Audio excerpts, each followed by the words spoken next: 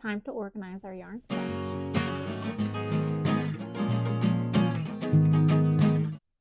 Hi, welcome back to 500 Hobbies. My name is Amanda, and this is the place on the internet where I get to talk about my hobbies.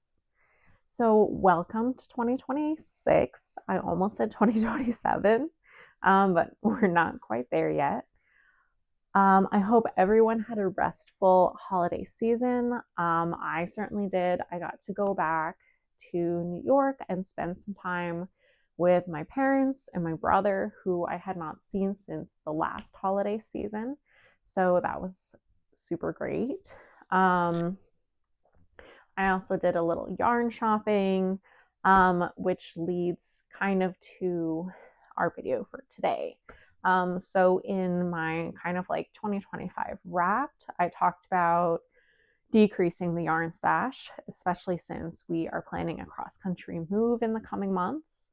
And so that kind of got me thinking, in conjunction with a lot of other knitting videos I saw toward the end of the year about people organizing and digitizing their stash in an effort to just be more organized.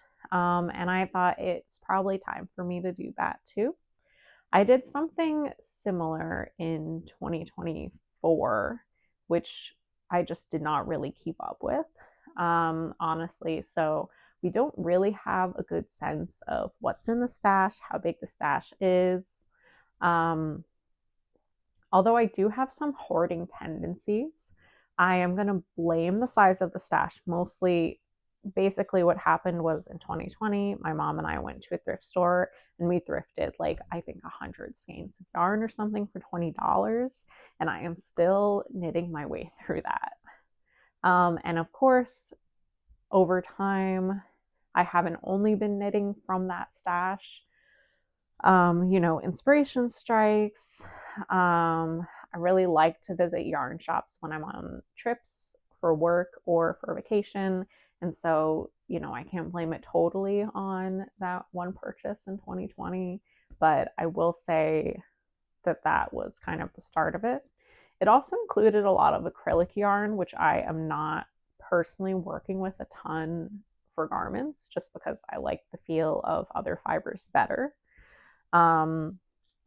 So I think that a lot of the yarn has kind of like stayed stagnant for the last 5 years, and maybe part of what we're going to be doing in the next couple days as we organize is just deciding what might just need to exit the stash through gifting or something like that.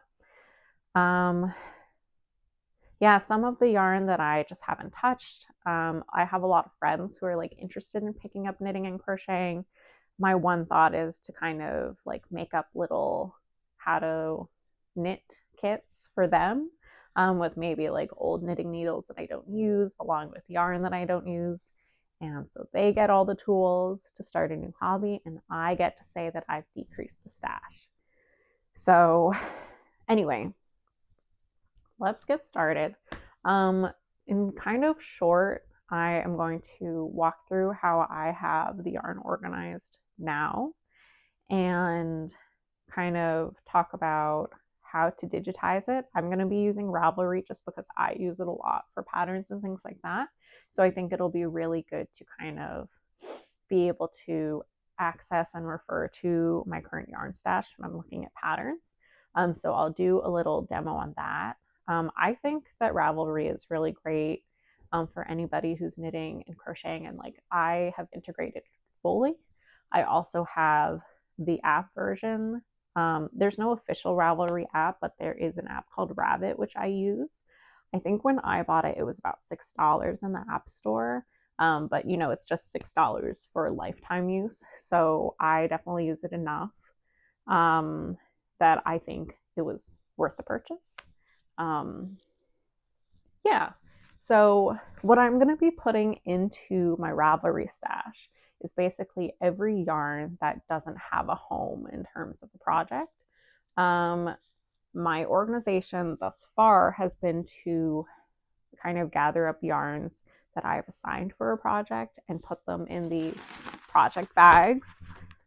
They come with your Chiagu needle sets, so that's why I have so many of these. Because these are already assigned, I don't count them. So in this bag, for example, I have like a bunch of skeins of gloss in fingering weight, which I'm going to hold double for my husband's Ingrid sweater. And here I have a bunch of knitting for olive merino and then some assorted mohairs, which I'm going to hold all together for an olive cardigan. So you can say whether it's right or wrong, but I'm not going to be counting that in my stash today. Things are a little unruly in the yarn cabinet right now. I used to have the yarn cabinet plus a few other containers of yarn, and my goal this year was to, or in 2025, was to get it down to just the yarn cabinet. So, it's possible that I'm just kind of like shoving it in there more than I had previously, and that's why it now fits. And also the project bags. But I feel in general it's going in the right direction. So this is a little messed up as of now because I did have to kind of consolidate things because people were staying in our guest room, which is where we keep the yarn. But the intent was that I would keep like mohair and like nicer indie type skeins in this section. I had some projects up here.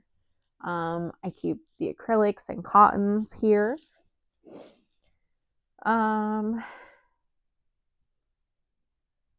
now that I'm looking at it, I don't think that I've stuck to this at all. So let's just say that that is going to be our goal for today, is to keep kind of like the mohair in one section with the wool.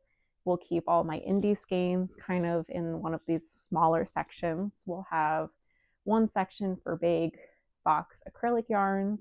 So that's kind of like the Red Heart type stuff that I thrifted in that 2020 thrift. And ideally, I would like to be able to fit the project bags in here as well. And kind of looking at how a bunch of the yarn is just kind of thrown in there, I think that could be possible. So what I'm going to do is take a picture of every yarn to put it into my Ravelry stash. And hopefully that will give us a feel for kind of what's in there. I do have some stuff in my Ravelry stash already, but what I'm going to do is just delete it and start at square one because I really don't have a good sense of what's physically here versus what I digitized in the stash 2 years ago. So yeah, I think it's best that we just kind of start from the ground up.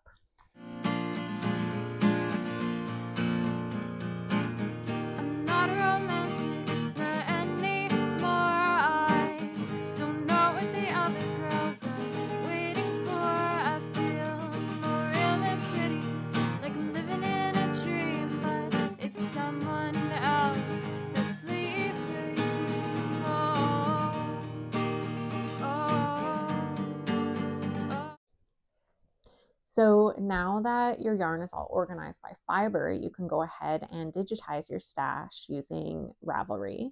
I'm going to be using the Rabbit app today because I find that to be the most helpful as someone who does a lot of knitting stuff on her phone or her iPad. Today I'm going to be digitizing just the yarn that I have the most information for. So this will mostly be mohair, wool blends, and my indie hand-dyed stuff. As I mentioned, I do have a lot of acrylic yarns, a lot of which I don't have a lot of information for.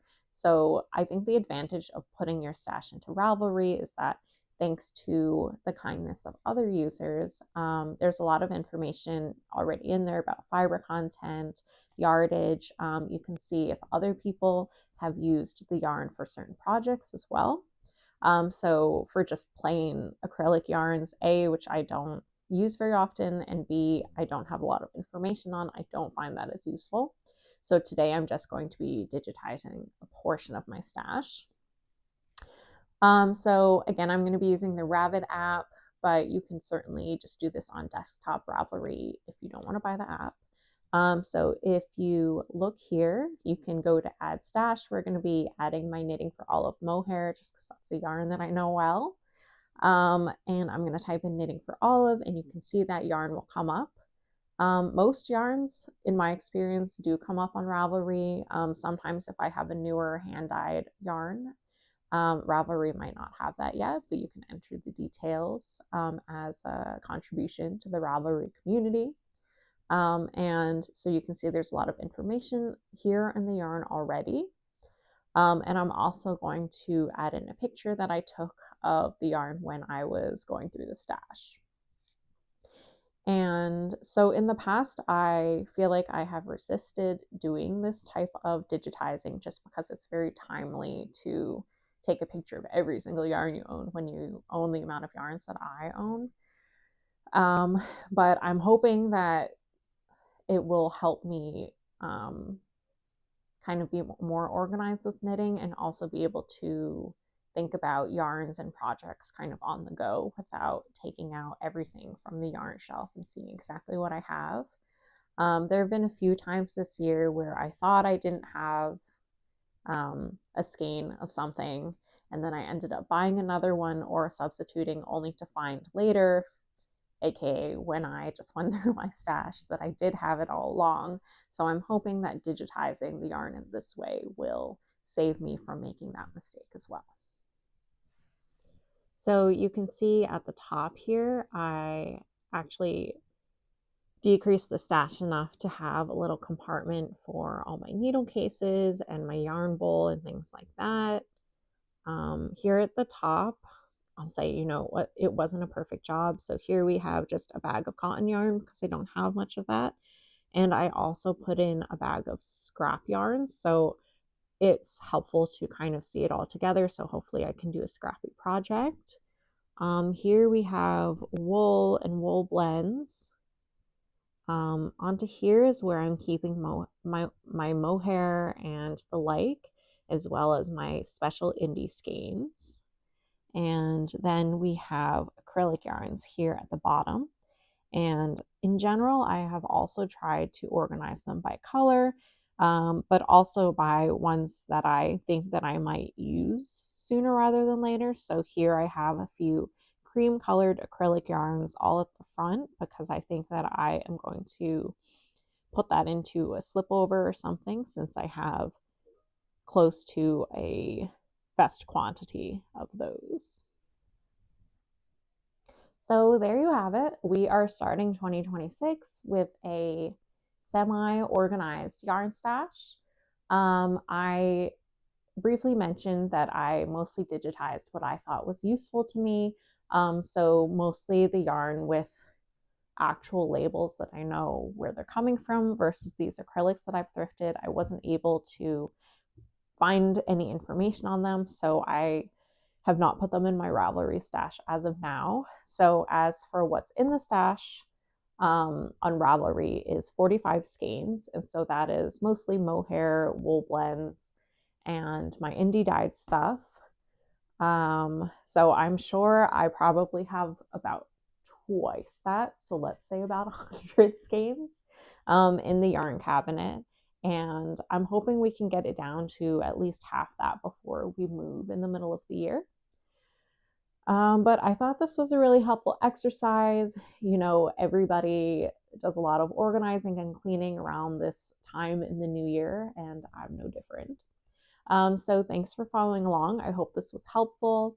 If you're looking for other yarn organization videos, I found the one by Knit Cheek super helpful, and I'll link that below. So definitely check that out as well. Otherwise, happy new year, happy knitting, and I'm excited to work on more projects through this year. And I'll see you in the next one.